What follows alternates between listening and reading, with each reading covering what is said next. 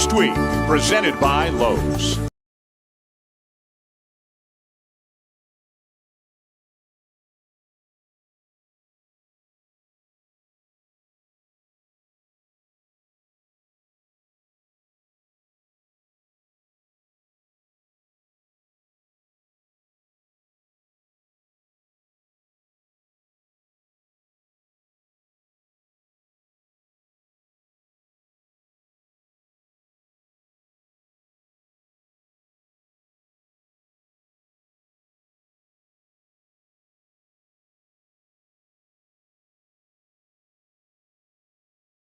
Maui Gym, Maui Invitational, this gorgeous setting here in Hawaii. And oh, by the way, what a heck of a basketball game coming your way right now. A top 10 matchup, number 8 Auburn and number 1 Duke. How much fun is this going to be in this gym, which is hot and packed and ready to go? Look at the bracket right now with Arizona and Gonzaga coming your way next. These are the semifinals. The winners today will meet in the championship game tomorrow here in Lahaina. Hi again, everybody, and welcome to Maui. Dan Schulman and Jay Billis having a heck of a time. Hoping you're enjoying the coverage of the games from out here. And a lot of eyeballs on Duke and that freshman quartet that was awfully good in their win yesterday. They were beyond awfully good. This quartet has been fantastic. And it's not just been Zion Williamson. He's gotten all the headlines because of his dunking ability, how explosive he is, frankly, how good he is and unique. But Cam Reddish, R.J. Barrett, Trey Jones have been spectacular. And Cam Reddish is as good a shooter as you're going to find in college basketball at 6'8". And R.J. Barrett is basically James Harden out there with his ability to get to the basket. But Williamson just seems to get all of the attention because of the things that he can do. When he gets these steals, and he got 5 of them in the opening game against San Diego State, he throws it down in highlight fashion seemingly every single time. He is ahead of the dunk record at Duke set last year by Marvin Bagley III. And he is going to rattle rims all year long. But it's going to be an incredible test against a very good Auburn team that's very athletic. An extremely good Auburn team that actually needed overtime to beat Xavier yesterday and needed their veteran backcourt to deliver that win in overtime. This is an excellent backcourt. They can defend, and they're very good on the offensive end. Bryce Brown had 26 points against Xavier, an excellent three-point shooter and one of the better defenders that you're going to see on the ball. One of the best defenders not only in the Southeastern Conference but in the country. And those 26, Auburn needed every one of those, and he can attack the basket as well. You basically cannot leave him. And Jared Harper, the junior, he is 5'9" if he's even a foot. How about that dunk? Zion Williamson, come on, man. And he did it off the floater. He made big play after big play in overtime, and in the second half had 25 points and 8 assists. You got to make him finish. For more on tonight's big game, let's bring in the third member of our team, Oahu native, Maui resident, Kanoa Leahy. That's right, the token Maui resident here on the broadcast team.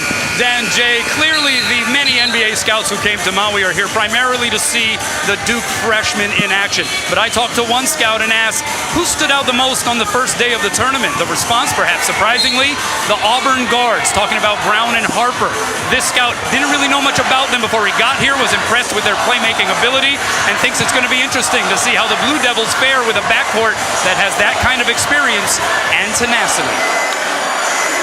right, Kanoa, thank you. And if you're Auburn, how excited are you to maybe knock off number 1, something that the Tigers have only done once in program history. They are 1-11 all time against the top-ranked team in the nation. Look at the Duke starting 5, and it's the same group. The 4 freshmen and then Marquise Bolden in the middle. The 4 freshmen have been on the court for 40 minutes together this season, and they're plus 45. They've outscored the opposition by 45 points in those 40 minutes. Duke in white, Auburn in orange, and the Tigers with the opening possession of the game. And this is Jared Harper, the guy that Jay was talking about, who had such a magnificent performance, especially in overtime in yesterday's win. Well, he's being guarded right now by the freshman Trey Jones. But you're going to see this Duke team switching 1 through 4. Brown gets an open look at a 3, in and out, and the rebound down to Williamson, and here come the Blue Devils. And what a move to start the game by Bryce Brown. Just didn't make the open shot. Barrett with a drive and lays it in. R.J. Barrett. That is the difficulty when you play Duke. How do you keep this team out of the lane? You have to keep Duke out of transition. and keep them out of the lane, make them into a jump shooting team. That's a difficult thing to do. And Duke's so long, they've got a length advantage at so many spots on the floor. Brown again, in and out, offensive rebound, and missing on the follow is Chuma Okeke. Here's where Duke is really difficult to deal with. 4 different guys can rip and go after they grab a rebound, so they don't have to make an outlet pass.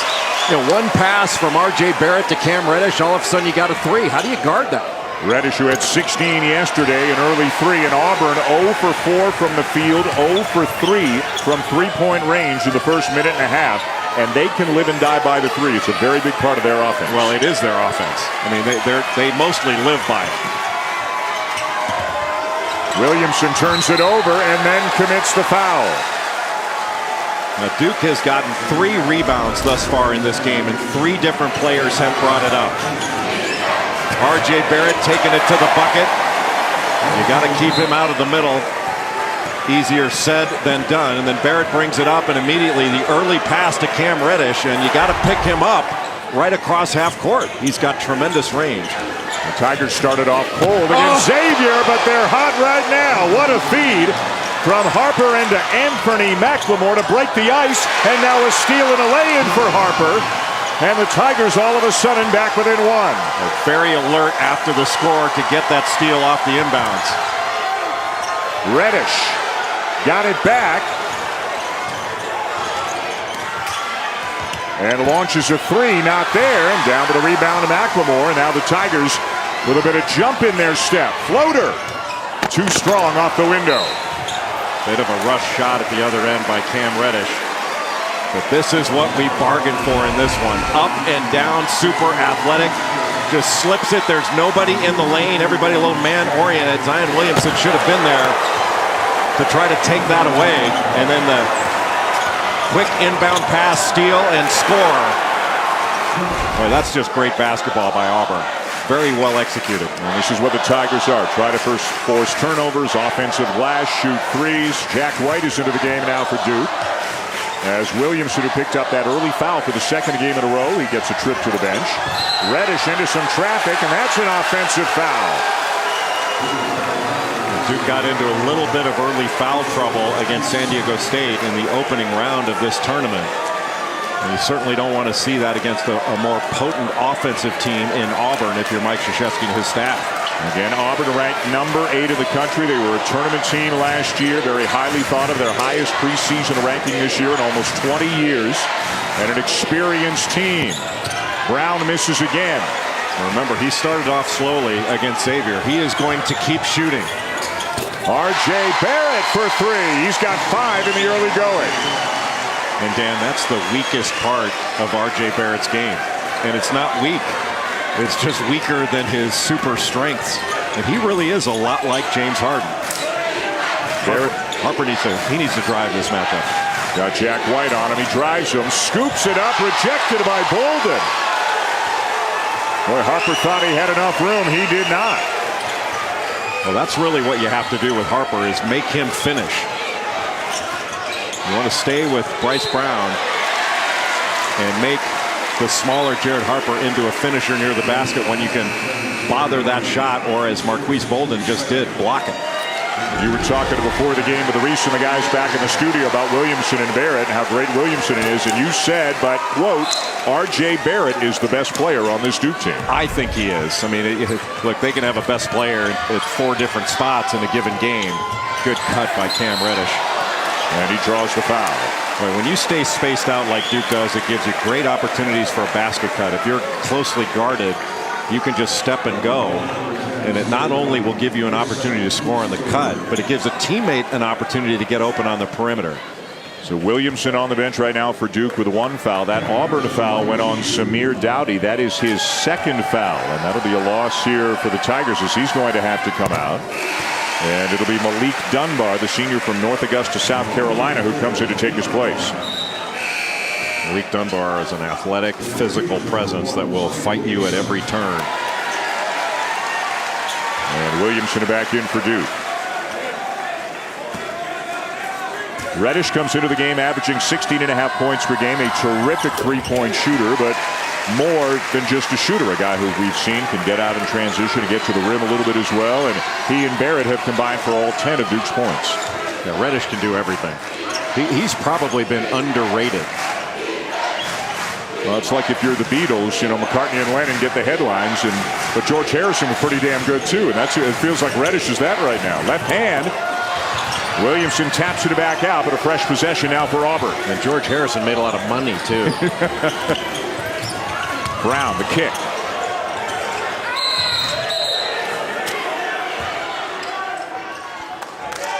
Bryce Brown stepped out. He must have stepped out of bounds going there, and he can't be the first to touch it if he steps out of bounds, not forced out.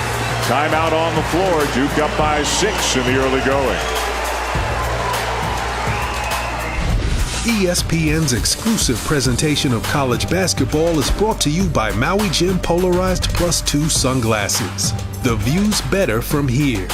And Liberty Mutual Insurance. Only pay for what you need.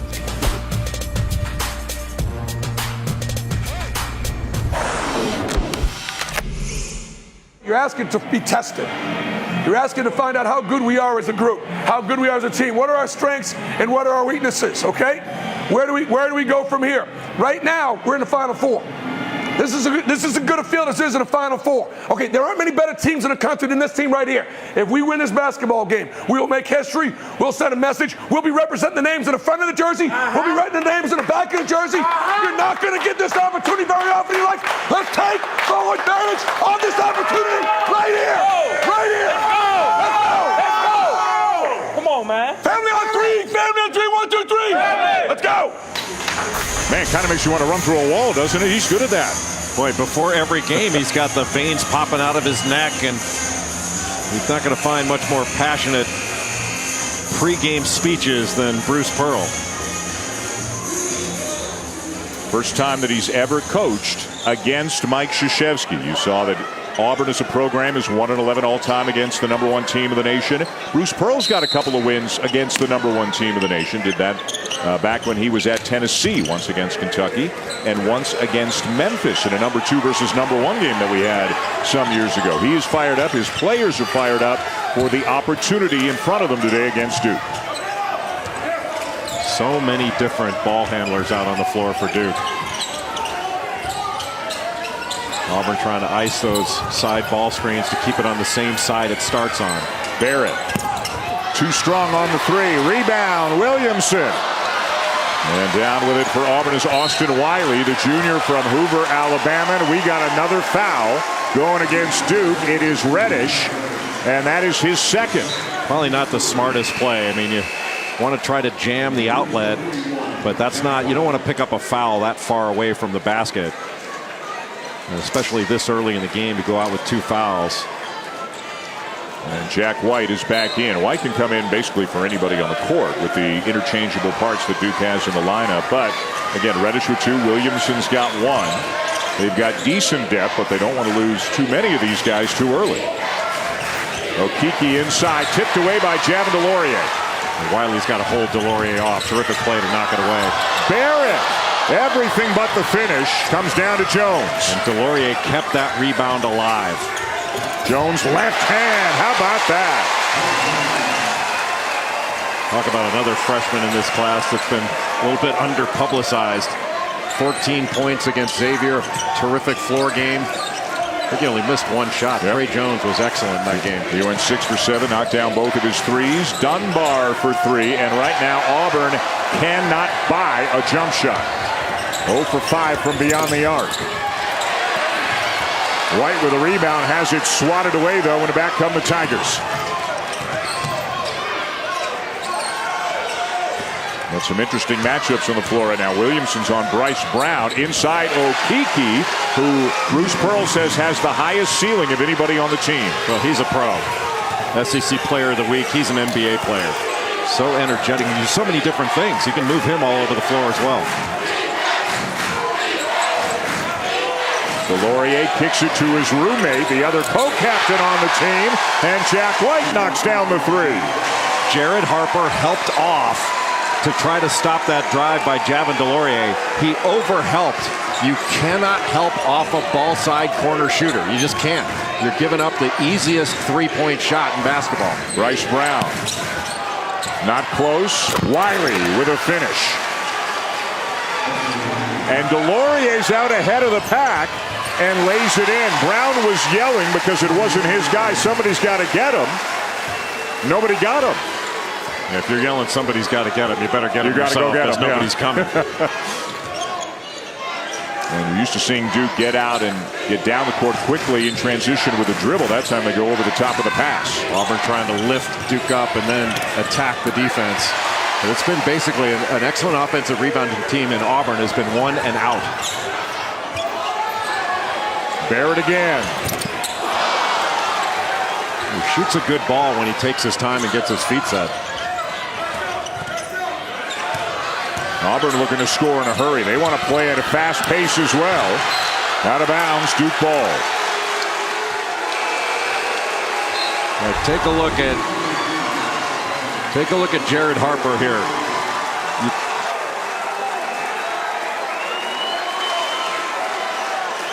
Jared Harper helps off and is not able to get back. You can't help off a corner shooter.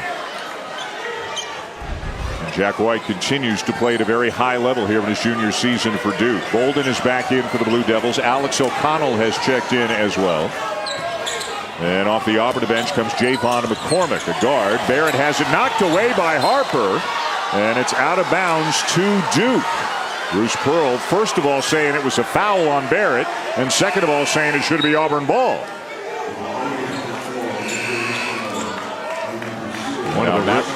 One of the really difficult things, Dan, to deal with when you're playing against Auburn is inbounding the ball, especially in that kind of spot.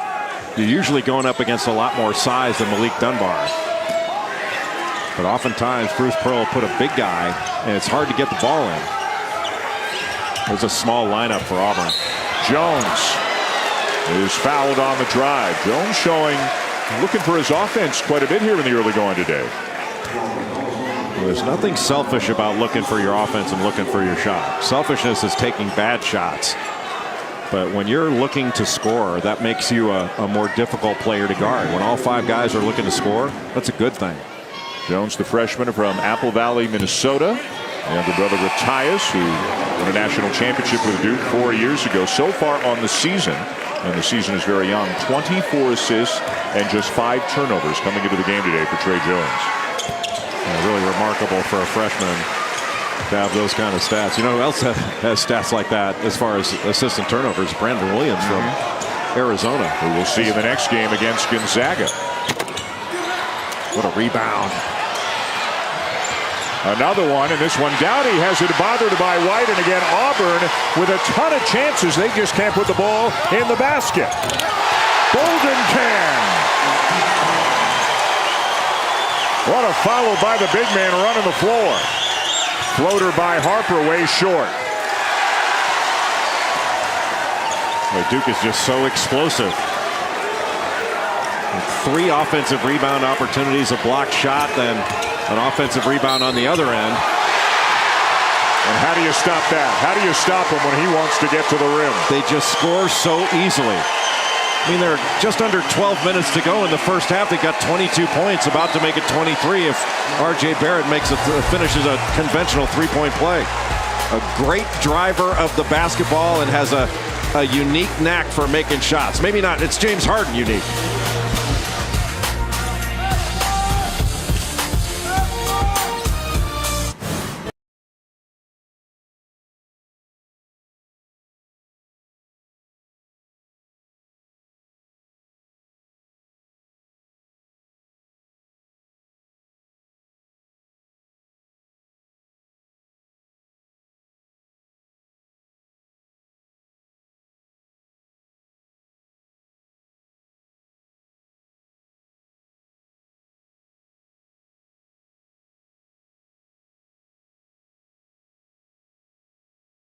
Now, I watched the 100 right now. Last movie you saw? Last movie I saw was Black Panther. Worst dancer on the team? The worst dancer probably be Javin or Jack. All right, the best dancer on the team?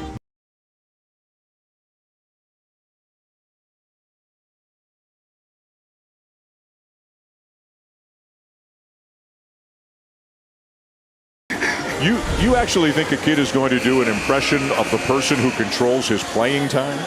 Yeah. Oh, yeah, because he's not going to play if he does it. I tell you the one thing I've learned since we've been out here in Hawaii, Cinnamon Toast Crunch is like everybody's favorite. They're getting so much free advertising. I'm a little surprised. I thought Captain Crunch would have been, or it's Cap'n Crunch. Cap'n Crunch, yeah. Would have been a higher up on the list. When I was a kid, Cap'n Crunch was the way to go. The roof of your mouth was raw after eating That's it. right. I think Lucky Charms was a very strong answer. Meanwhile, trouble for Auburn. Dowdy's now got 3 fouls. Harper and Brown, the guys who make them go, they're 2 terrific guards, had 51 points yesterday between them against Xavier. They're 1 for 11, 2 points so far today. Let's check in with Kanoa Leahy. Guys, Bruce Pearl challenged his players in that last timeout huddle. It wasn't about shot selection. He basically told them, hey, look, you came here to play. I came here to coach. We need to finish. We need to be competitive. We need to challenge these guys. The players seem to receive it well. We'll see if it pays off. Well, not a great look out of that timeout as McLemore put up a very quick 3, and he can shoot that, but he missed it badly. And I think that's what's strange. They're not even close on these 3-point attempts right now. Well, they haven't, I would differ with Bruce on that one. I think they've taken some poor shots in this one, some quick shots, and I think they're capable of getting much better ones. Now, they're going to start shooting the ball better because that's what they do. As Malik Dunbar knocks that down, that was taken in rhythm, and it was taken coming up where he could plant his feet off a little down screen. They run a lot of flex action, old Dr. Tom Davis, Gary Williams stuff. Their first made 3 in 9 attempts today, 22-11 Duke. White from the corner, not there, down with a rebound to McLemore, and Auburn looks to push. Good pass ahead. And another good look, this one a little bit short, kept alive. McCormick inside, Brown from the corner. He needed that. He is 5 3-pointers away from tying Auburn's all-time record. With 262, he's the guy who can knock him down in bunches. That's got to be Wesley Person that owns that. You are correct, sir. And that was off an offensive rebound. The best time to shoot a 3. You're stepping into it. You're oftentimes not defended. White, how about the strength of that drive? And he draws a foul. We'll head to the free throw line. This is the Maui Invitational, but it's not the only thing going on here during Feast Week. The Bataboy Mowers battle for Atlantis. Another tremendous tournament gets going tomorrow. You got a couple of ranked teams in Virginia and Wisconsin, Oklahoma, Florida. In the second game, really interesting matchup, Dayton and Butler. 4 games coming your way Wednesday. As this tournament winds up, that tournament begins. That should be Wisconsin and Virginia playing for that. Virginia is outstanding with DeAndre Hunter back healthy and a year older in that backcourt with Kyle Guy and Ty Jerome. Virginia is a legit national championship contender, and I think Wisconsin at number 25 is underranked. I think they're better than that. White back to the bench. Reddish with 2 fouls back into the game as we pass the midway point of the first half.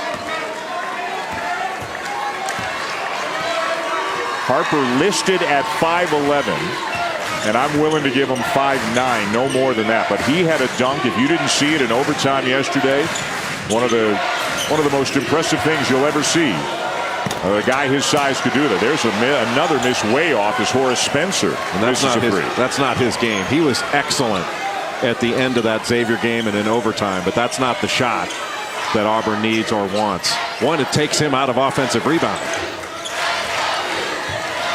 Nice ball movement between Reddish and Barrett. Barrett misses the 3, and it's out of bounds off Williamson. And Zion Williamson picking up that early foul.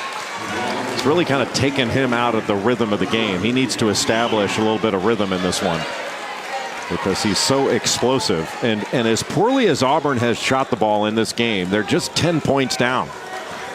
A couple of scores, couple of stops, and they're right back in this thing. Yeah, Williamson has yet to score in this game, although he does have 4 rebounds.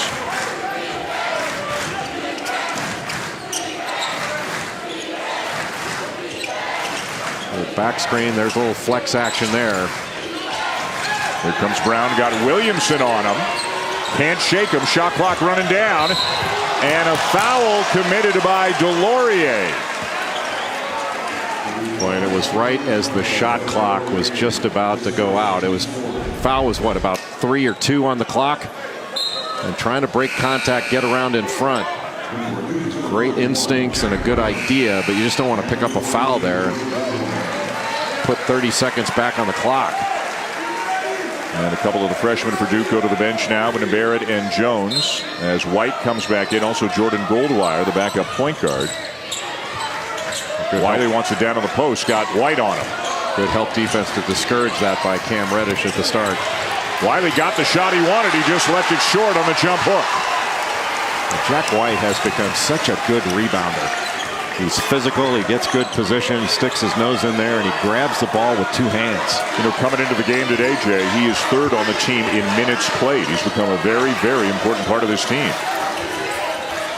It was interesting to hear Mike Krzyzewski talk about this year wanting to elevate his role players, elevate the status of complementary play. Reddish. Boy, and Williamson just draws so much attention when they're worried he's going to drive, and he made a nice little feed off to the wing. Well, anytime you help off, there's somebody on the floor that can take advantage of you. But right now, the 2 guys that can are Cam Reddish and Zion Williamson. Auburn turnover. Duke numbers. Goldwire's open. And Reddish just picked up his 3rd foul. And 2, maybe all 3 of those fouls were unnecessary. But he's playing hard. It's just those are freshman mistakes made by super talented freshmen. That'll cost him the rest of the first half. Kids not just playing ball, they're having fun out here. They're, in air quotes, surfing. Some people think that's fake. I can't believe they would think that's why. Ridiculous.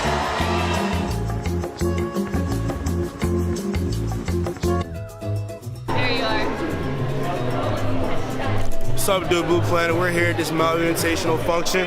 I just got my glasses. You know, y'all not ready to see mine. Too much drip. My boy RJ was good. You know, just got me some new glasses, Hey. baby. You know what I'm saying? Swag. Hey, Brandon, let me see. Yeah, you know what's going on. Let me see that, Rob. Hey. I swag. Joey, swag. Hey, what you got for me, Alex? You got for me? Swag. Go. Swag. J-Rob, let me see it again. One more time. San Antonio, Texas. Swag. I love it. Hey, we out. Too bad the kids aren't having any fun out here, huh? Yeah, it's a sad story that you have to go through all this. You look Too bad we're not having fantastic. it. Well, yeah. thank you. It's We're not about having time any you fun noticed. either. No, we're not having any fun at all. Can we be on this again next year, David? Is our boss in the truck? Is he listening? He's in the truck and he's listening? Wow. 1 out of 2 usually is Yeah, what we exactly. get. Yeah, we'll happily take 1 out of 2. Duke and Auburn here in the first semifinal at the Lahaina Civic Center. Don't go anywhere after this. We got Arizona and Gonzaga still to come in the second semi tonight. Auburn has not shot a free throw to this point in the game, largely because they have been taking nothing but jump shots. Wiley spins into the double team. Good help there by Williamson. Loose ball belongs to Duke. Boy, Zion Williamson did such a nice job of coming over on the baseline side from the weak side to double team, and Austin Wiley turned right into him and couldn't complete his post move. Auburn is shooting 22%, 6 for 27, 2 for 12 from 3. Trey Jones stopping on a dime and knocking down a 10-footer. Boy, does that look familiar? Looks very much like the way Tyus Jones used to step into a jumper as he did in the championship game against Wisconsin in that screen roll action that he took on so well. And another terrific rebound, two-handed by Jack White. And again, the inability to knock down a 3 costs Auburn. Now 2 for 13 from beyond the arc as Wiley is called for the foul. They'll walk the floor for free throws. Auburn is a team that can really score. Now it's very early and they've played a couple of teams that aren't very strong, but they're scoring 95 points per game. They got 14 points in almost 13 minutes today. And the problem is this Duke team scores so easily and so consistently. You are going to, if you're going to beat Duke, you are going to have to play really, really well on the offensive end in addition to having a good defensive game plan and execute it. Wiley wants it and gets it. One-on-one with Delorier and turns it over. Barrett. Williamson. And as happy as they are about the 2 points, all the Duke fans under that basket were hoping there was a dunk coming. I think that was his first bucket. You are correct. 31-14, first 2 points of the day for Zion Williamson. Okeke misses. But the follow is there. Offensive rebound and a putback, making it a 15-point game. Really, one of the only times that Auburn is getting any offense is off an offensive rebound, and Duke has choked off most of those. There haven't been many second shot opportunities, and Duke's first shot defense has been excellent, but they've finished the possession by grabbing the defensive rebound.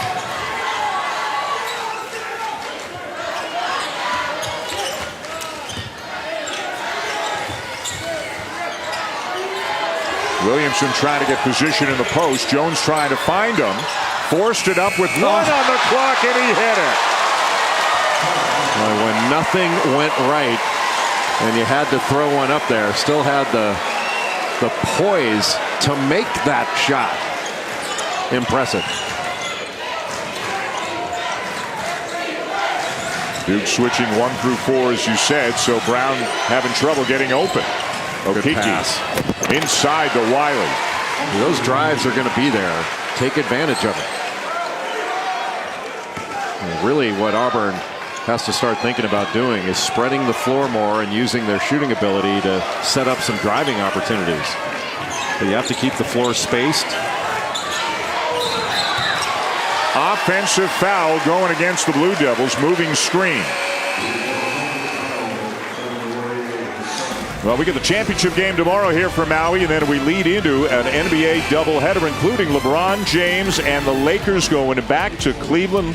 LeBron in Cleveland. Interesting, obviously, at 8 o'clock Eastern time. Then OKC into Golden State at 10:30 Eastern time. We'll see if all the NBA folks who are here after the championship game here, if they find themselves in front of a TV to watch a little NBA before they head back to the mainland. LeBron put 50, a great pass. Boy, that was beautiful. Just a dribble at. They lifted up the Duke defense, and Malik Dunbar with a step and go.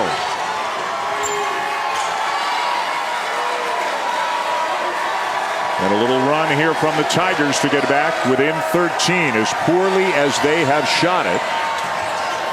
Williamson does not get the roll. And Bolden, working hard on the glass, will be rewarded with a trip to the line. All right, take a look right here, Dan. You'll see Malik Dunbar is right here, and we're going to see it's just a little step and go. He'll come up and then go. Beautifully executed. They lifted everybody up, got rid of weak side help so that Marquise Bolden would not be there, and just very well executed. And that's more of what Auburn needs to do. They need to spread the floor more and spread out these Duke defenders. If you're the Tigers right now, you can't shoot worse than you've shot. Are you encouraged because things you figure have to get better at some point? Or are you worried? Well, but if they keep taking the shots they're taking, it can get worse because they'll stay where they are and Duke will keep moving out on them. I mean, you know, they've shown that they're capable. Malik Dunbar out of that timeout made a nice shot that was on the left side of the floor because it was taken in rhythm. And they've forced a lot. They've been going a little bit, in my judgment, a little bit too fast. But this Auburn team is capable of some big numbers. And we saw it yesterday in their game against Xavier. They shot the ball horribly in the first half and came out in the second half and shot 50%. And so they're fully capable of doing that. But if they take better shots, they're going to have better rebounding coverage as well. And they're an excellent offensive rebounding team. Okeke. Quick three, not there. And Barrett skies for the rebound. And Barrett can take it himself. Cradles it. And a foul is called. And Ted Valentine pointed to the basket, saying in the act of shooting. So it'll be 2 free throws for R.J. Barrett. When do we come back? 3:58 to go in the first half. Duke by 13. ESPN's exclusive presentation of college basketball is brought to you by Lowe's. Hurry in today for huge Black Friday savings. For Duke, it'll be Arizona and Gonzaga in the second semifinal. The 5th place game is tomorrow at 2:30 Eastern time. That is Iowa State and San Diego State.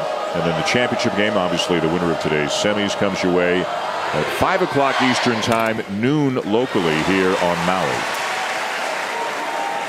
This for Duke will be the Blue Devils' 12th free throw. Auburn has yet to shoot a free throw.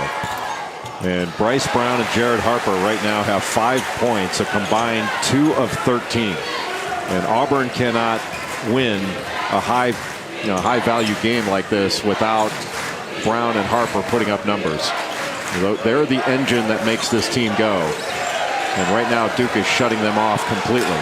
Yeah, again, they combined for 51 points in the win over Xavier yesterday. They've combined for just 5 points so far here in this one. Almost an offensive foul. Forcing it up with 3 on the shot clock. Big time shot by Bryce Brown. I mean, he needed that. He's being guarded by an excellent defender in Trey Jones. As Billis makes a play on the ball. That's my second play on the ball. I don't know if you saw when I was on the football show, the football ranking show right before this, and was giving expert analysis, and a ball came right at me, made the play, did not. You couldn't even tell I was making a play on the ball. It was really impressive. And I think a no-look pass, too, to get the ball back into play quickly. Incredibly athletic. Yeah. Just like when you played, you were forced to give it up as soon as you got it. Yes, yes. If I ever thought about shooting, Coach K mandated I better call a timeout. Barrett and Harper stays in front of him. And he stays low, moved his feet. Jones for 3. And White keeps it alive. He has been terrific on the offensive glass this season. He's just getting extra possession for Duke after extra possession. Harper steps into a 3. They needed that one, and it's down to single digits.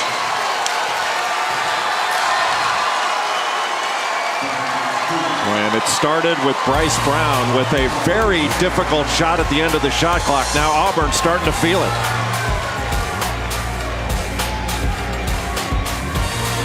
Well, as we've said, it's Harper and Brown, the upperclassmen, the veteran in the backcourt that really make them go, and they have both just knocked down a 3. And the first one at the end of the shot clock by Bryce Brown was huge. And then in transition, the pass ahead, and Jared Harper taking that in rhythm. And that was kind of the key for that shot. It was in rhythm. Doesn't matter that it was taken instead of taking it to the basket in transition. 3s in transition are good shots. But there was nothing forced about that shot. And now it's just a question of getting a stop and starting to get consecutive stops so that Auburn can put some scores together to get back in this game. You're not getting back in, obviously, by trading buckets. Williamson just 2 points in his 11 minutes so far. Does have 4 rebounds. Sat for a while after an early foul. Barrett with a baseline jumper too short. And McLemore rips it down for the Tigers. Well defended by Bryce Brown, who's an excellent individual defender. Harper gets a switch, got a Bolden on him. Can he make something happen right now? If he gets by him, Bolden has to make him finish. And he blocked it. Williamson ahead to White. Oh, and a block at the other end by Dunbar. A really good sequence by both teams, but Marquise Bolden winds up on Jared Harper and made him finish the play. Didn't foul him out front, didn't grab him, didn't put his hands on him. Just made him finish at the bucket, blocked it, and that started a break. And Bolden ran the floor and wound up impacting the play at the end of it. Really good sequence by the big guy. And the foul is a big one because it's number 3 on Chuma Okeke. They've already got Dowdy on the bench with 3, and now Okeke, one of their best players, has picked up his 3rd. At least that's what we've been told. We have been told it's on Okeke, but Bruce Pearl's not taking him out of the game, and I think the officials are going to have a look at a replay here, or just they want to make sure that everybody's in agreement who the foul's on. It's obviously important. They got to know who it's on here.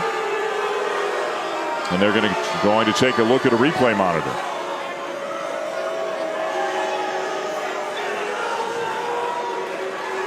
They say it's on Okeke. I don't know what to me, if you're the official that called it, you should know. See, it looked like it was McLemore. It's McLemore, yeah. But I mean, if the official that whistled it has to It was either McLemore or Okeke wasn't even involved in the play. He was behind the play. It could have been Dunbar. Well, now we've been told it's Dunbar. Yeah, Dunbar was under the basket. Yeah. Either way, this is better for Auburn because Okeke did not pick up his third. He's still got 2. It's the second on Dunbar.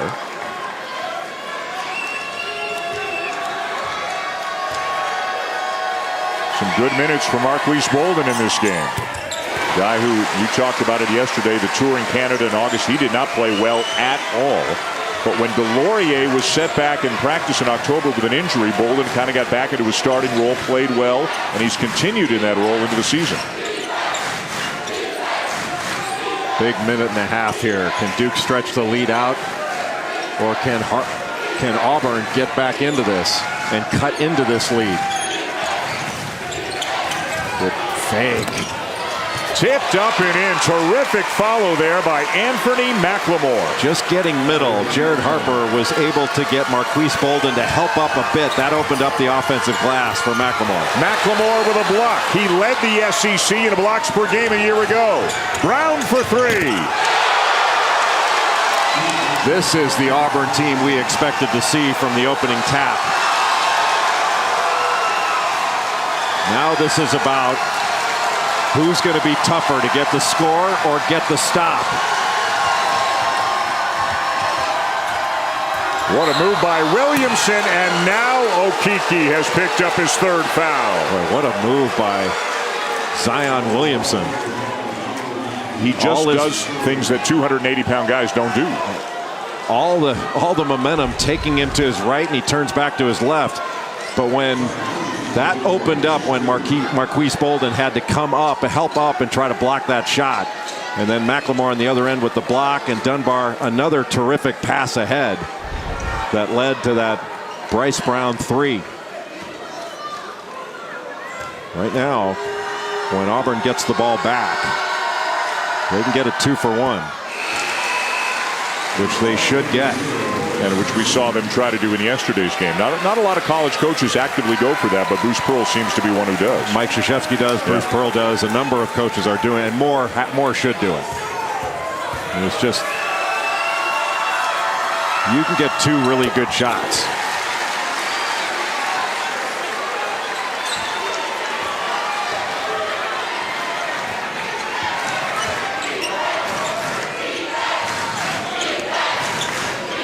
Harper loops a pass back out. McLemore is going to get a look.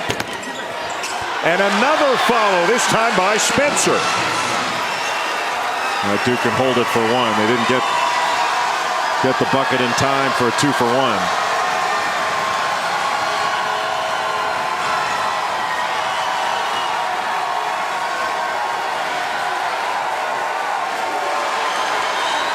About a 2-second difference.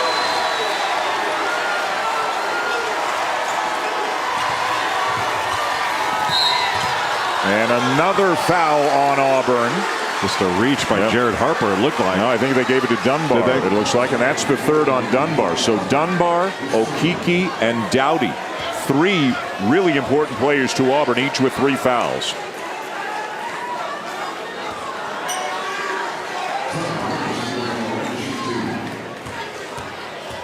Well, Auburn has really fought back just to make this a 2-possession game, now 3.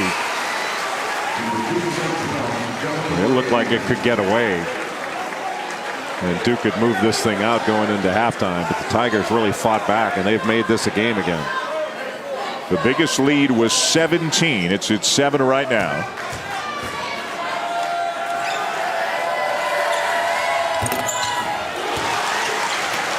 And can Auburn get a decent look? Harper's got quickness. He tried to throw it down with a left hand. No foul call. Auburn bench explodes in disbelief, and the first half comes to a close.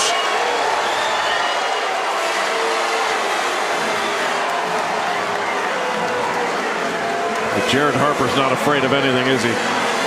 Not afraid of anything.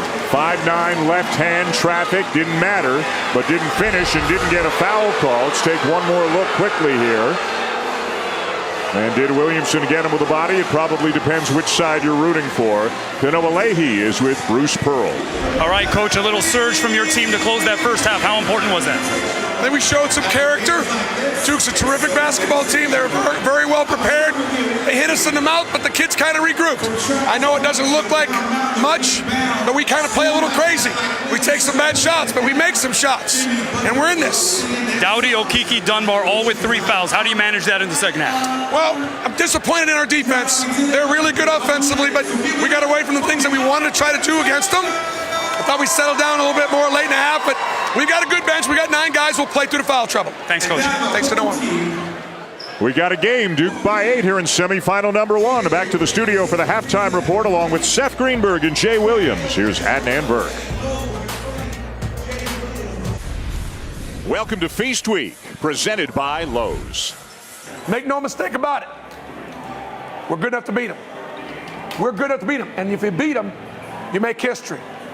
It lasts a lifetime. No one will ever take that away. He was fired up before the game. He was fired up in the first half. And his team got fired up late in the first half to make a game of it here in the semifinal. This is the Maui Invitational semifinal number 1, top 10 matchup. Number 8 Auburn, number 1 Duke. The Blue Devils led by as many as 17 at one point, but Auburn, after some dreadful shooting through really the first 15, 16 minutes of the game, they got hot. Their guards got hot. They got on the offensive glass. And they have made a game of it here for the right to go into the championship game against the winner of Arizona and Gonzaga. Welcome back to the Lahaina Civic Center. It is small, it is cramped, it is intense, and it is fantastic. Dan Schulman, Jay Billis, Kanawalehi in a moment. Got a game. Auburn played a lot better in the last 4 minutes than they did in the first 16. Well, they kept at it. They took some better shots, but they got some stops and were able to take it the other way, score a little bit in transition. And Auburn stayed in it on the offensive glass. It hadn't been a high turnover game, although some of Auburn's shots I would count as turnovers, and Auburn has not shot a free throw in this game. 0 for 0, and Duke has shot 18 free throws, or 13 of 18, and that's really been the difference in the game, the free throw line. It'll be Duke ball to get the second half started. Barrett to inbound it to Jones, and let's get some Duke reaction to the first half with Kanawalehi. Talked to associate head coach for Duke, John Shire, and he said the emphasis defensively in the second half has to be to continue to press up on Jared Harper and Bryce Brown. He said even though they missed a lot of shots throughout that first half, we need to continue to guard them. We started standing around and getting lazy. He said on offense, they'd like to get Zion Williamson a little more involved. They will do that by moving the ball back and forth and moving without the ball, getting back to that free-flowing offense that we have seen in this early season from the Blue Devils. All right, Kanoa, thank you. Keep in mind some foul issues as well as we start the second half. Bolden with another block. And here comes Duke 4-on-1. Barrett.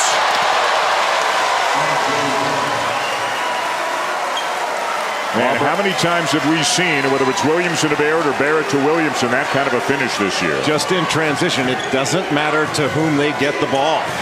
The first pass out, it can go to just about anybody except for Marquise Bolden, and they can start the break. I'll tell you, Marquise Bolden is having himself a game. And he's doing all the little things. He is protecting the basket. He is helping on defense. He is rebounding, and he has finished plays. He tried to go up over the top, and he just went up and got that on the little runner by Bryce Brown. 4 blocks already today for Bolden. We mentioned the foul situation. Cam Reddish has 3 for Duke, and a trio of Tigers have 3, including 2 starters who are in the game right now in Dowdy and Okiki, who just missed the 3. And Auburn keeps shooting threes. They're not going to shoot a free throw if they keep doing that. They got to balance getting to the rim with taking good perimeter shots. Good ball movement. Bolden from Jones. Duke essentially playing 4 around 1, that one being Marquise Bolden. And if you move the ball, he is always going to be open from some angle. And Duke with a steal.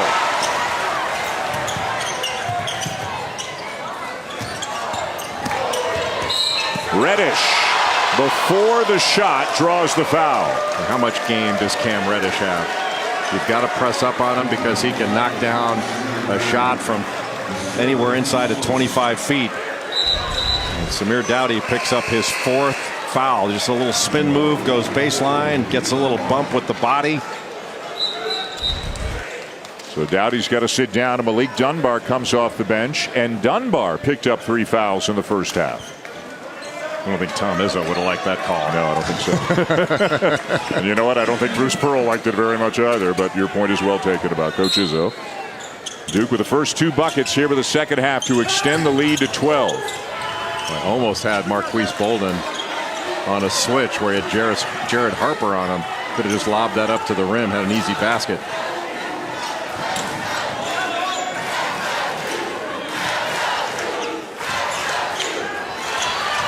Bolden hits the deck to retain possession, and it stays with Duke. Ruled out off Okiki. 5 on the shot clock.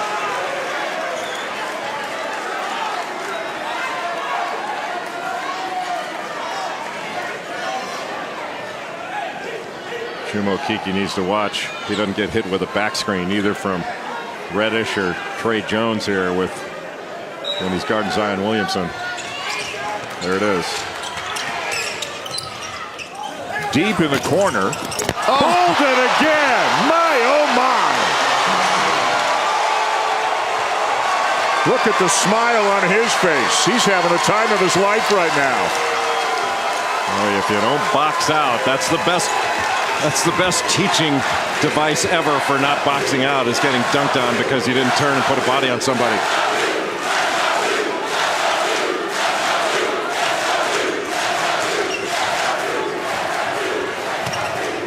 Good recovery by Barrett. Brown can't get a shot off. Shot clock running down. Got it off in time. McLemore can't tap it home, and it's Barrett off to the races.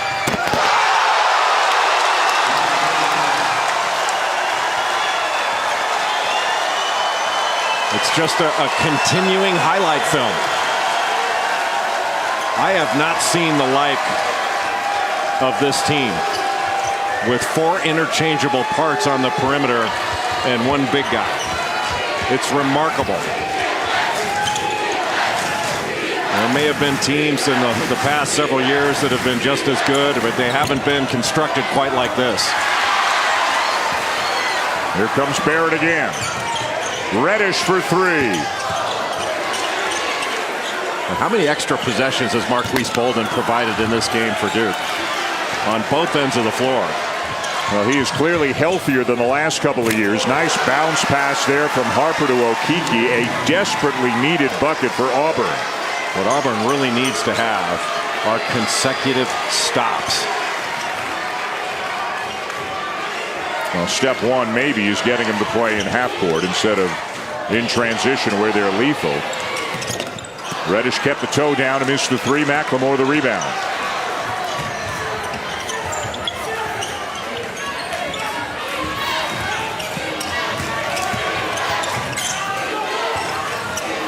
Brown puts it on the deck and lays it in. A guy known much more as a 3-point shooter with a nice drive. But he's capable of driving the ball, very creative.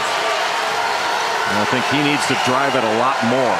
What a great environment, huh? A couple of buckets. The Duke fans sit down. The Auburn fans are on their feet. This building is so small and intimate and packed for every game of this tournament, and the energy is just infectious. All right, take a look here at Marquise Bolden. And then right here, and then Anthony McLemore right there. McLemore doesn't turn to box out. See, he just goes right after the ball, and Bolden just comes right over him for the easy 2. And then Marquise Bolden tipping this ball back out to start the break.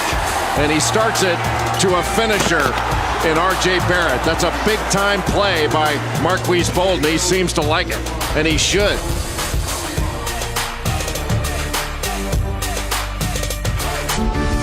ESPN's exclusive presentation of college basketball is brought to you by Lowe's. Hurry in today for huge Black Friday savings. The Maui Invitational never fails to deliver. Semifinal number 1, Duke and Auburn. Semifinal number 2, we got it coming your way on ESPN about 30 minutes after this one. Arizona and Gonzaga.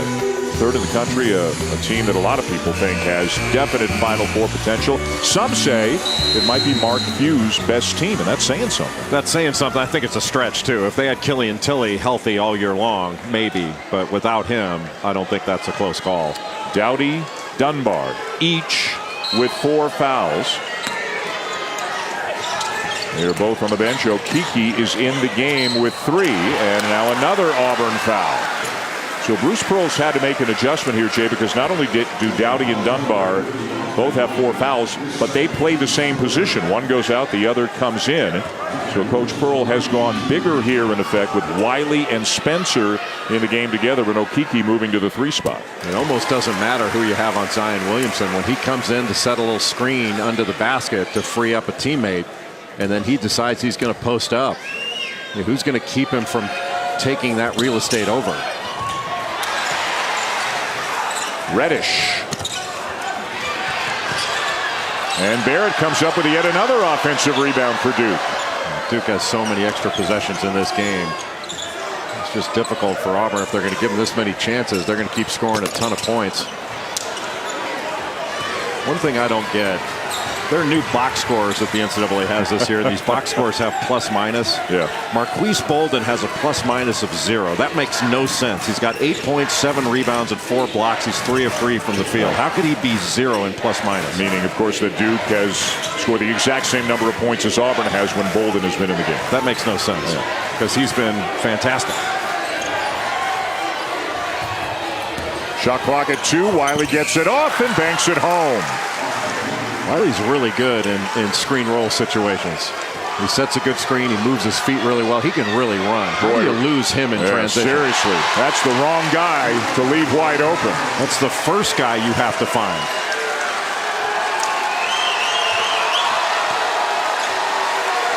And the Blue Devils faithful back to their feet across the court from us.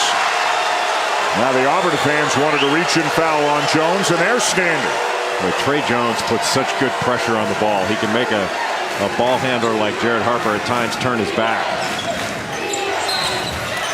And Harper draws the foul. These will be the first free throws shot by Auburn in this game. Crazy, huh? 26 minutes in. Jared Harper, as we mentioned, listed at 5'11", or probably more like 5'9". And a second-team All-SEC performer last year.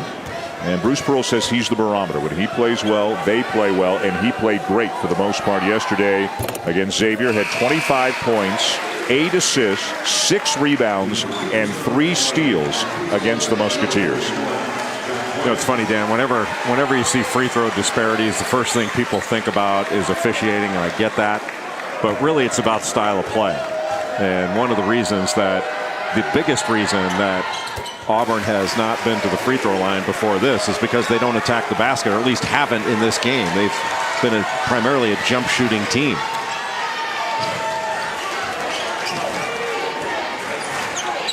Hanging around, down a dozen. It was 8 at the half. It's been as many as 17. Double stack low, Barrett off one side, Reddish off the other. Missed by Bolden, rebound Okeke. Good rebound and outlet. Wiley, he did a great job to discard Bolden, and he's headed to the free throw line. That's the first defensive mistake that Marquise Bolden has made. He tried to make a play on the baseline side. Now watch him as he's getting position. He tries to make a steal on the baseline side, and that just opens up a lane to the basket. R.J. Barrett was not right under the basket, which you can't always expect to have help side. You just want to stay between your man and the basket as a post man down there. And if Wiley catches it and has to make a turnaround jumper, that's fine. But you can't give him a layup. That could have been easily an end one. Wiley, one of the 2 players for Auburn, suspended last season in the midst of the FBI investigation. That saw former assistant coach Chuck Person be relieved of his duties and indicted as well. D'Angelo Purifoy is the other player. He got 9 more games. He is still serving his suspension. Will be back in the middle of December. Reddish Bolden trying to gather, lost it, and turns it over. Up top for the finish. Wiley run on the floor. That's why Auburn needs to turn Duke over, whether it's on a rebound or loose ball, steal. They got to get easy baskets off their defense.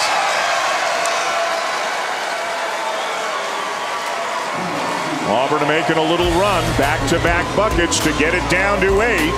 And a little run starts with a big, really running Austin Wiley. Running the floor. His mother, Vicky Orr, who could really run. His dad, Aubrey Riley, led the SEC in rebounding.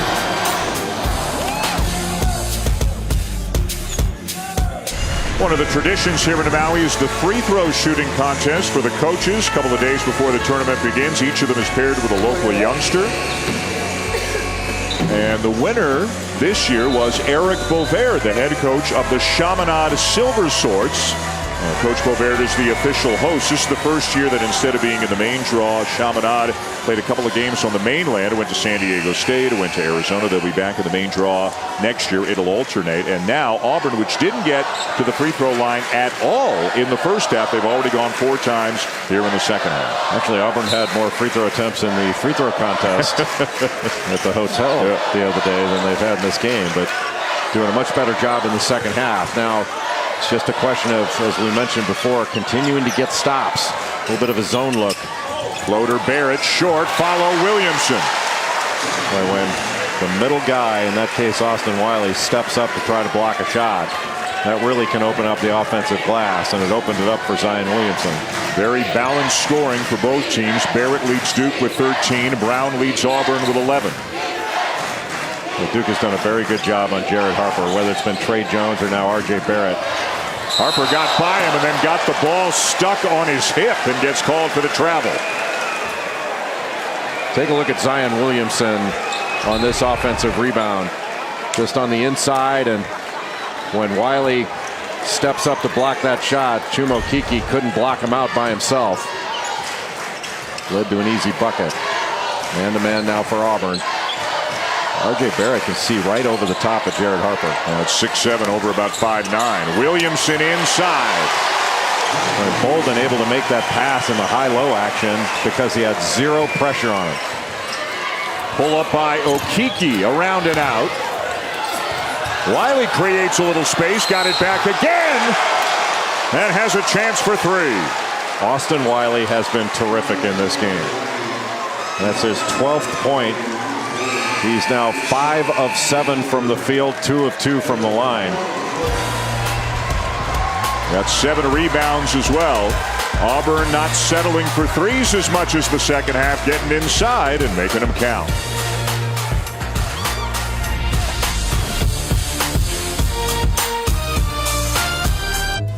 Isn't this better than scouting? I'm a little hamstring. It's better than scouting. And we don't have to listen to Walton.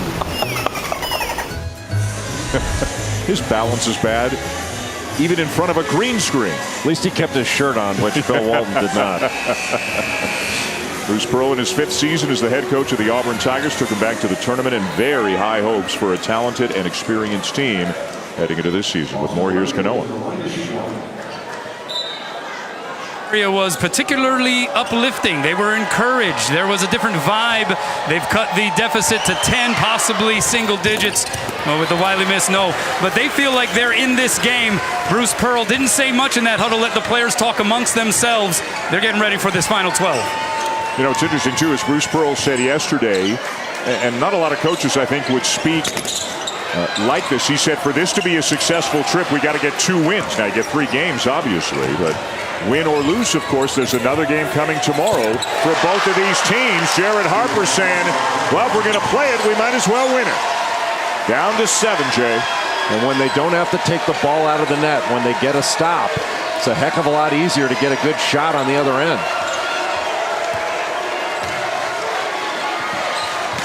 Auburn playing through some foul trouble in the second half as well, and they have narrowed the gap a bit. Barrett drills a 3 from the wing.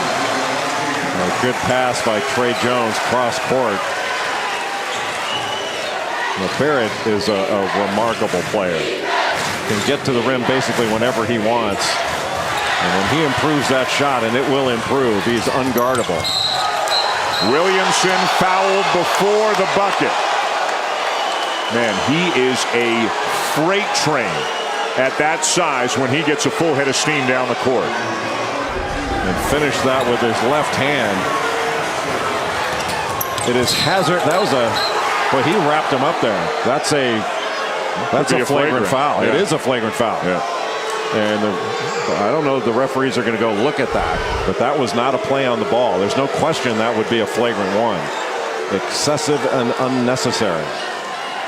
And they've been told, the officials have been told, it's a point of emphasis to call those as flagrant ones. But it is ruled a common foul before the shot, so Duke ball.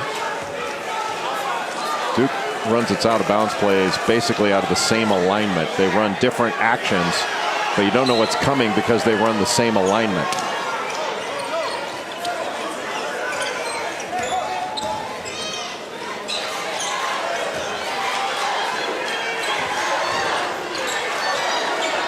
Spencer guarding Williamson. Oh, man. They just decided that they were going to isolate Austin Wiley and let Zion Williamson go one-on-one. I mean, that took some guts. Horace Spencer went up to try to block that, and that took some guts.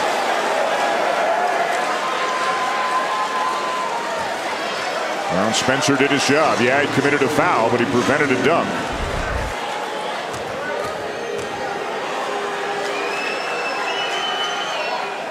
What would you do? Serious question. You're trying to guard Williamson. He's on the wing. You know he can shoot a little bit. You know he can drive. How do you play him? How do you try to slow him down when he's got the ball? Well, you got to try to force him right as often as you can, because he's a left-hand dominant player. But you know, the truth is, you can't guard him. One-on-one is going to be difficult to guard him, because if you're smaller, he can back you in. If you're bigger, he can just go right by you. And then at the end, he can go over you and stay over you. Yes. Ball screen to try to free up Harper. Got the switch. Open man Wiley. 15-footer. Well, he shot at 17, but he banked it in. He is a good big guy out of pick and roll situations. Got really good feet. He's going to get better and better. You know, he just got back. He's only played a couple of games. And Auburn continues to hang around down by 8, the same as it was at halftime. Gonzaga, Arizona still to come in the second semifinal. And now a foul that Chuma Okeke regrets as he picked up his 4th. And as we mentioned, Arizona playing in the next game. The Wildcats will take on the number 3 team of the nation, the Gonzaga Bulldogs, in the other semi. One guy with 4 fouls. Dowdy comes in to replace another guy, Okeke, with 4. Bruce Pearl told Kanoa going off the court at halftime, we got 9 guys. We'll play through the foul trouble. We'll figure it out. And they're having to get pretty creative right now. Now Horace Spencer with his size and length on the ball, making it difficult for Trey Jones to see in, because there was a switch and Zion Williamson was being guarded by Dowdy. But the ball was deflected. And now they changed up their assignment. Spencer went to Williamson, Wiley on Bolden. Better matchups for Auburn. Well, he was on him before. Wiley was on him before, but he got caught in a switch.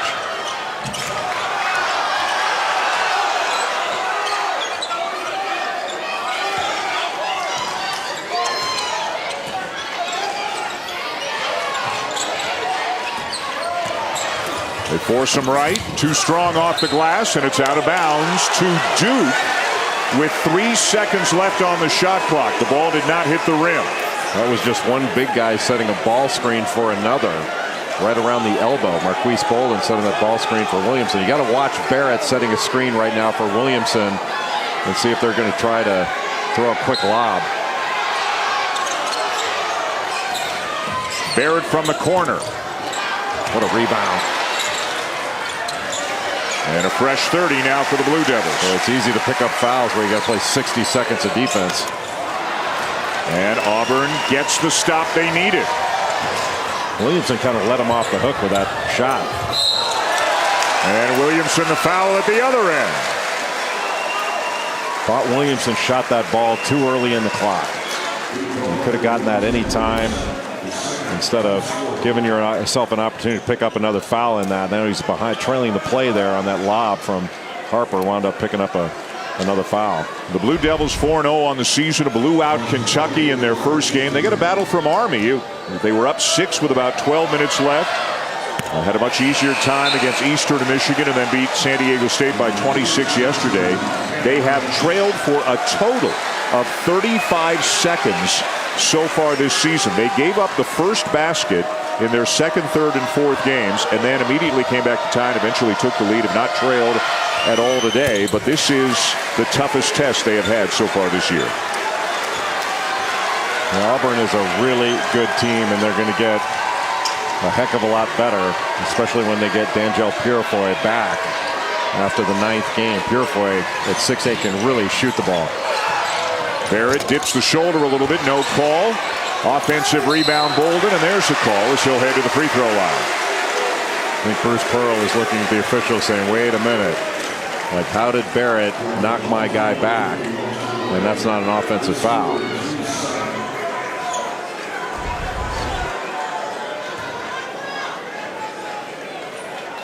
What a rebound by Marquise Bolden. He has had just a fantastic game. Is this the best you've seen him play in his time at Duke? Yes.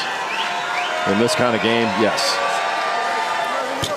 8 points, 8 rebounds, 4 blocks. As now McLemore returns, and Wiley, who's played very well today, gets a breather. Here come the Zags, Josh Perkins and company.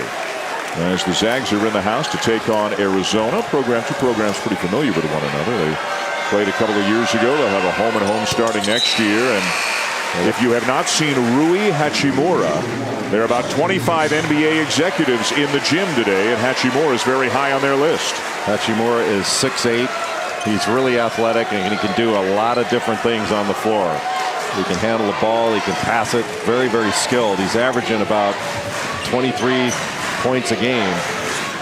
Nice pass.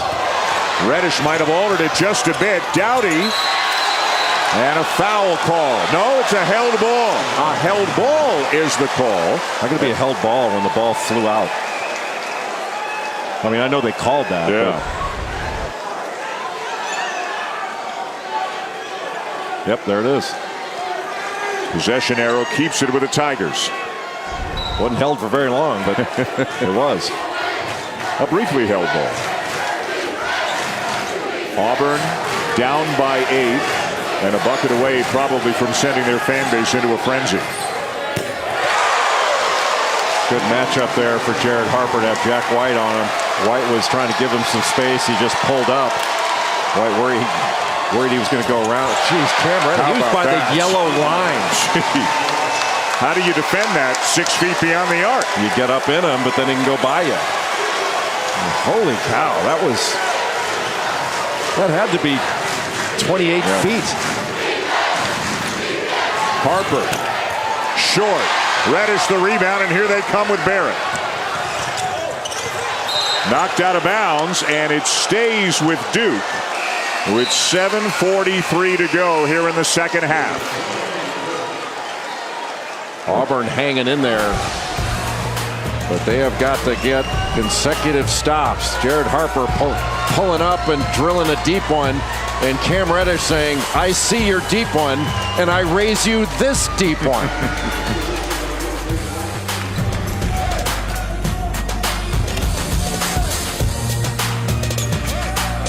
Welcome back to Maui, the Maui Jim Maui Invitational. Dan Schulman, Jay Billis, Kanoa Leahy, semifinal number 1. Duke and Auburn in, as expected, a very intense affair.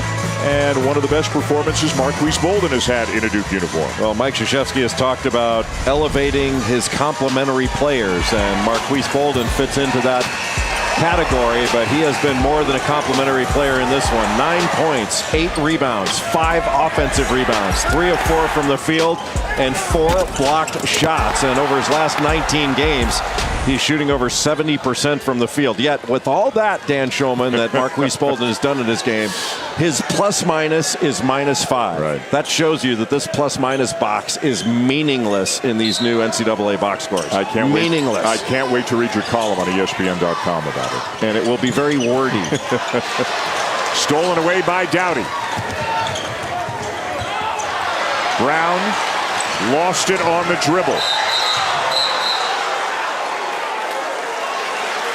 And then a foul is called on Spencer. Boy, a missed opportunity there in transition for Auburn. And you can see the frustration on the face of Bruce Pearl. And there haven't been a ton of turnovers in this game. I stick with my earlier point that I think some of the shots that Auburn took, especially in the first half, were essentially turnovers. And there are times when you could take a bad shot, and that bad shot winds up being the first pass in your opponent's fast break. And I think that's what we've seen, at least in the first half here.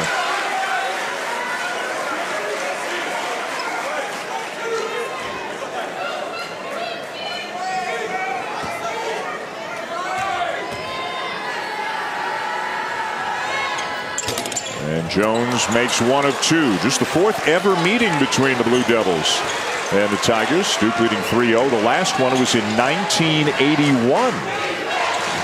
And again, Auburn trying to get a chance to knock off the #1 team in the nation. That shot was big. It's down to 6. Well, he can get hot in a hurry. And a foul on the drive. Trey Jones has a little bit more of a burst of speed maybe than people give him credit for when he decides to try to get into the lane. He's bigger than his older brother Tyus and a little bit stronger at this stage of his career. He's not necessarily the same kind of pick and roll shooter that I think Tyus was, but Trey Jones is really good. And because R.J. Barrett and Cam Reddish and Zion Williamson are 1, 2, and 3 in their class, I mean, it's not like Trey Jones is any slouch. What was he, ranked 17th in his class? Yeah. And I'm no slouch myself. Back to 8 after a couple of made free throws. 7 minutes to go. Well, Brown had a look, and he took too long. Williamson got him. What a block by Zion Williamson. Just quick off the floor to be able to get that.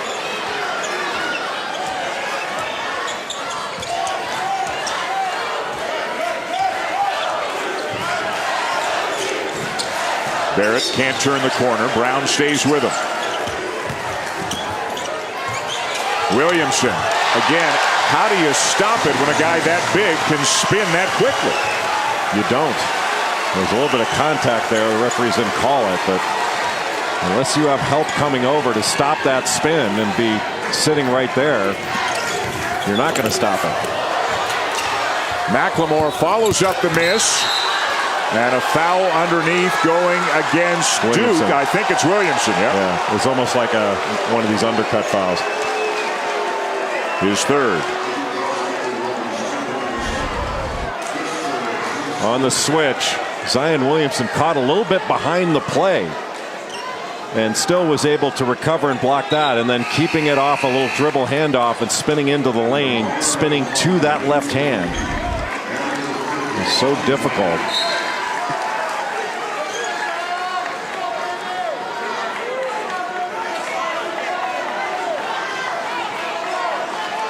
Doughty will probably pop up to the elbow here and get a screen. Nope. He's going to try to get Wiley inside. Just take it. And I think Barrett got a hand on it, knocked it out of bounds. It still belongs to Auburn. He had the middle. You just got to go to the middle. You're spinning back into defender, that being R.J. Barrett there. And if you see Barrett, then you got to hit the corner.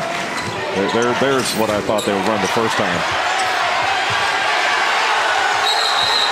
And the tie-up is called. The arrow will turn it over to Duke. And guess who's on the floor? It's Jack White.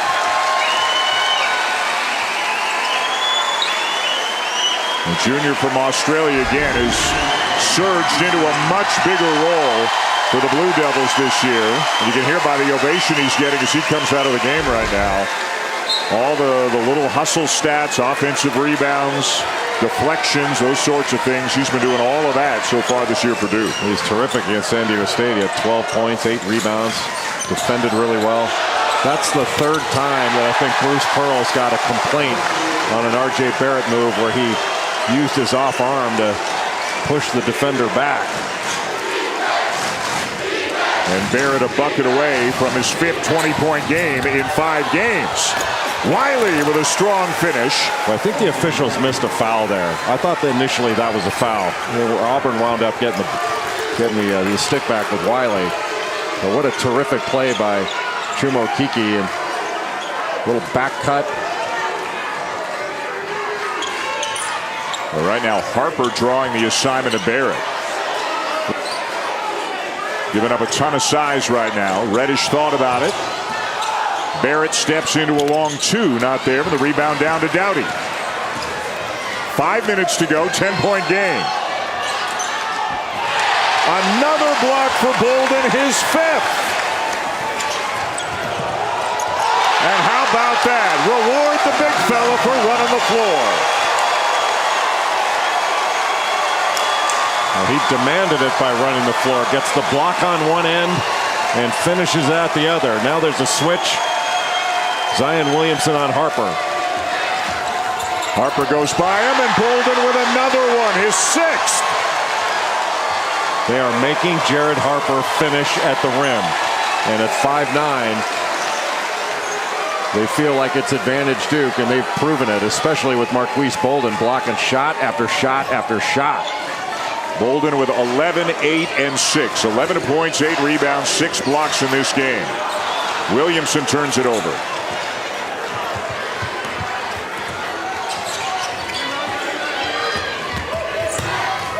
Brown banks it home. Nice little jump stop and hesitation. Yeah, the hesitation was the key. Just change speeds on the defense.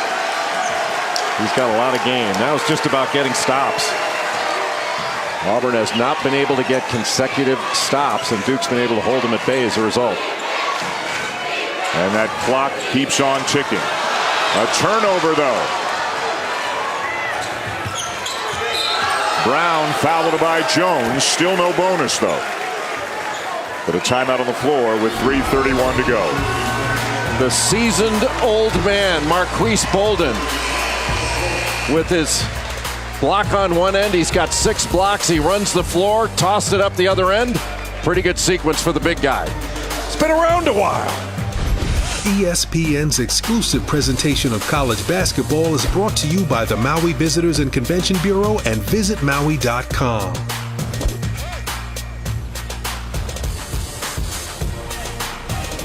To the Lahaina Civic Center. Duke up by 10 on Auburn with 3.5 to go here in semifinal number 1. And as we push to that mural, if we could see through that mural, we would see the locker room where they're getting ready for semifinal number 2. The Zags are in the house. The number 3 ranked team of the nation will take on the Arizona Wildcats, even without the injured Killian Tilly, with the likes of Hachimura and Perkins and so many other good players. They're just so deep, and they always have transfers. They always have upperclassmen. Mark Few's got himself a really, really good team. Yeah, Brandon Clark transferred in, who is an excellent athlete, a lot like Jonathan Williams was last year. Jonathan Williams now with the Los Angeles Lakers. And every team in these Lahaina Civic Center locker rooms is a close team. Those are not big locker rooms. Wiley, who's had a big day for Auburn, 17 points, 9 rebounds. Auburn has trailed by as many as 17. They got it down to 5 at one point here in the second half. Wiley and Bolden with yet another one. Are you kidding? Bolden outplaying ball screen defense and got back to block that shot. What a steal by Okiki. Auburn has to capitalize on getting the ball back. And right here, right now, if they want to win this game, they got to get a score. This is a big possession. Harper, yes, what a tough shot over Jones. Which was well defended. I mean, Trey Jones forced a difficult shot. That was just great offense overcoming really good defense. The Blue Devils getting a for Doughty. And double bonus. Doughty's 5th. Yep. So Doughty, the transfer from VCU, really important guy on this team, but just could never get in sync. Only played 13 minutes because of all the foul trouble today. Having to guard all these drives, when you chest up, body up, and you don't have the angle, you're going to get a foul called on you. Cameron comes to Hawaii a little bit. It's not as intimidating when only 40 people do it. I'll tell you, this arena is great. It's just so good for this event. It's hard to know how it comes across on TV about how intimate it is, but just how noisy it is. Even though there are only 2,400 people, I think 2,400 people. How noisy it is.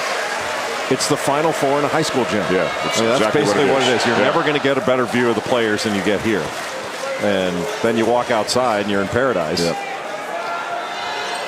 And they do such a great job. The Duke fans behind the Duke bench, the Auburn fans behind the Auburn bench. And even though there's only 30 minutes before the next game, they clear the gym out and then they bring them back in. You buy tickets separately. What a steal. Yeah, it's the Final Four in a high school gym with fish tacos. You should put that on a business card or something. Or a t-shirt. Yeah, or a t-shirt. People don't buy business cards like they used to. Bolden runs it down. Man, what a game. 9th rebound to go with 11 points and 7 blocks for Marquise Bolden. Now Duke can run some clock and then attack the last 12 seconds of the shot clock. Calling for a high ball screen from Bolden. Jones lost it. Tapped ahead by Harper. Falling down Brown, and Barrett grabs Wiley.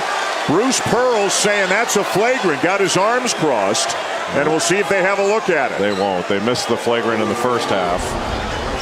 And it looks like they missed it here. Gotta love the effort, though, here. Yeah, this one seemed a little bit different. It was a slap down and then just a grab of the arm. The first one that they missed was, there's no question. That was flagrant too. That's flagrant. You're right. That is flagrant. The aftermath, really, I think, is where you see it. But yeah, I think this crew is going to hear about those two. And it's a big call. Obviously, it's They're both big calls. They're both big calls. Yeah. They missed one that should have been called on Duke. It was Samir Dowdy that grabbed, and then this one, R.J. Barrett grabbed. So the officials get 90% of them right, but those two were in the 10%. Williamson back in for Bolden. And listen to the ovation he gets. Might not be big enough. He was fantastic. I thought just his effort, to block a shot, run down, get a basket, run back on deep, for the big man to work that hard, playing more minutes than he's played in a game this year. Really impressive. Yeah, and Mike Krzyzewski talked about playing Marquise Bolden in shorter stretches, to keep him fresher so he could go hard for the entire period. But he played longer stretches at a higher motor than I've seen in a long time for him. He played great. And a couple of missed free throws for Wiley.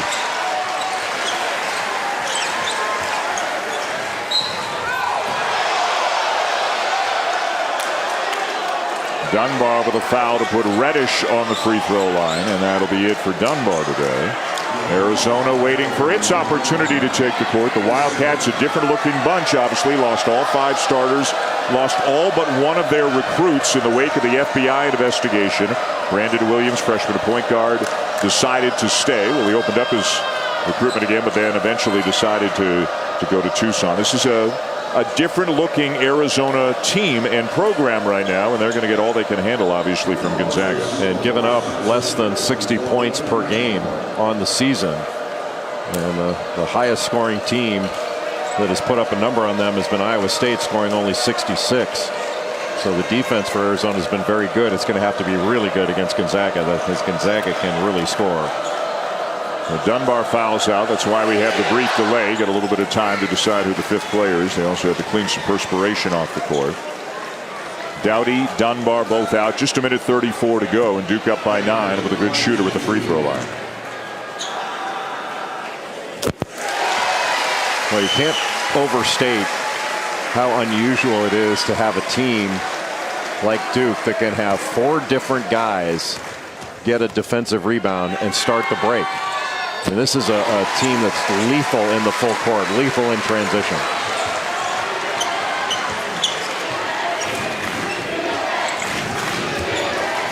Harper, another tough three. Man, this kid's a baller. Man. He is a baller. Nothing phases him. He is all of 5'9". And I think Jared Harper at 5'9", maybe 5. Let's give him 5'10". And Chris Clemens of Campbell are the two best under 6-foot players in the country. They're going to be battling it out for that Francis Pomeroy Naismith Award for the top player in the country under 6 feet.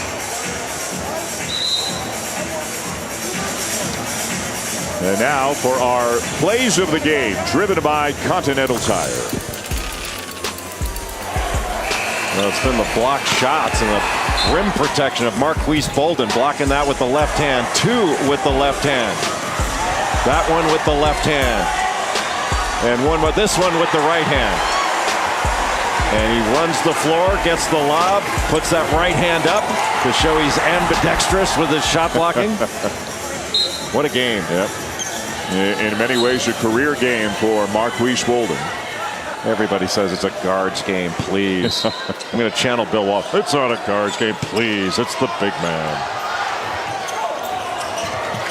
Auburn comes up with a steal.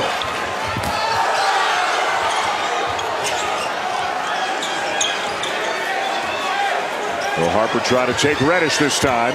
Reddish got his hand in there, knocked it out of bounds. Still Auburn ball. Not an easy place on the floor from which to inbound. I don't think Auburn needs to settle for a 3 here.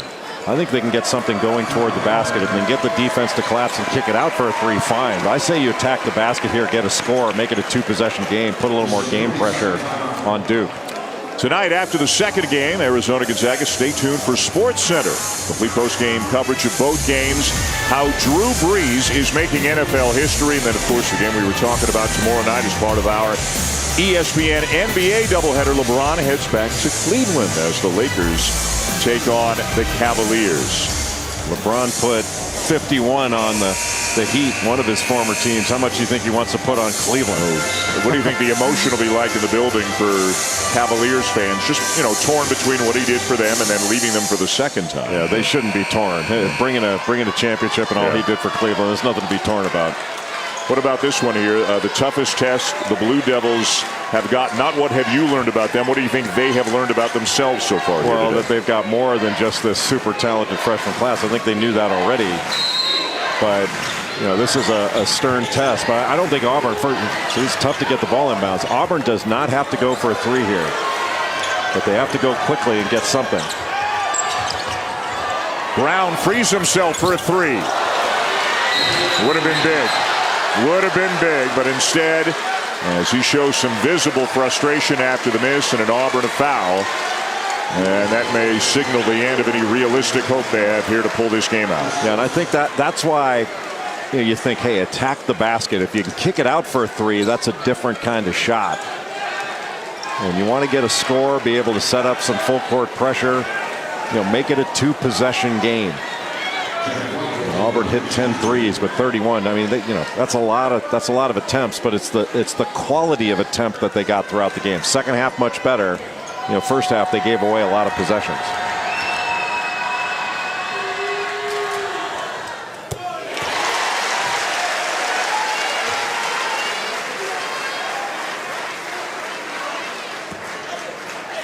Wildcats waiting, Zags waiting. And that game 30 minutes after the conclusion of this one.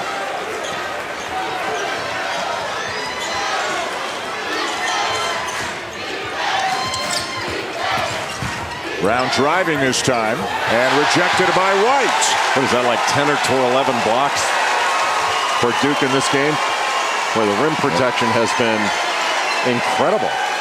11 is the number, 7 of them belonging to Bolden.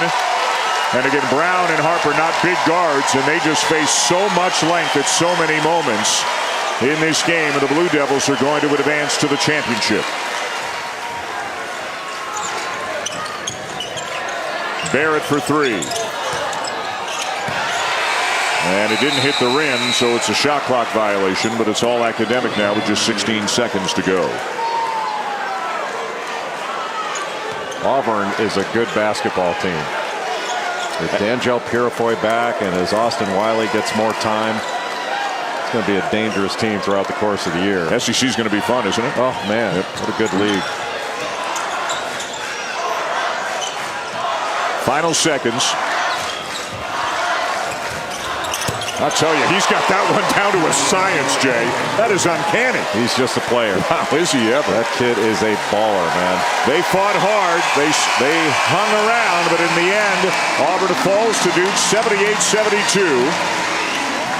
As the Blue Devils move to 5-0 and advance onto the championship game tomorrow against the winner of our next semifinal between Arizona and Gonzaga. The Wildcats and the Zags are still coming.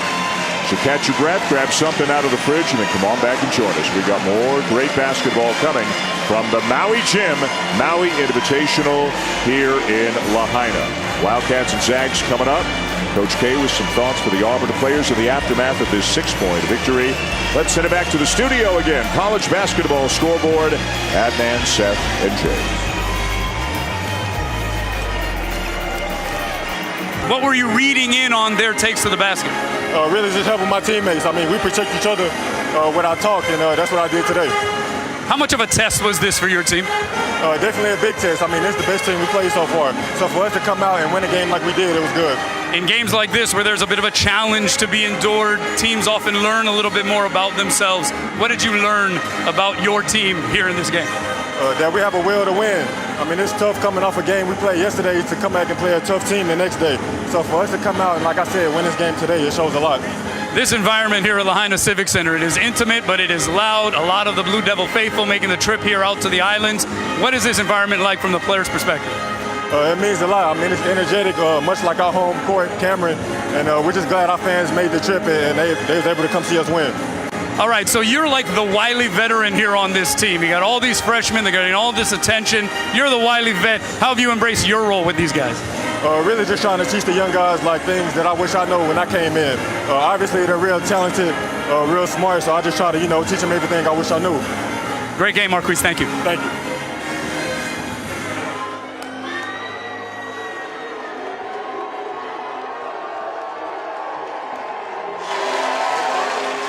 This wasn't a game against Auburn that Duke won with its offense. Duke won this with its defense, and the defense was really keyed by Marquise Bolden, who had 11 points, 9 rebounds, and 7 blocked shots. And a number of those blocks, Dan, it wasn't just he was standing under the basket protecting the rim.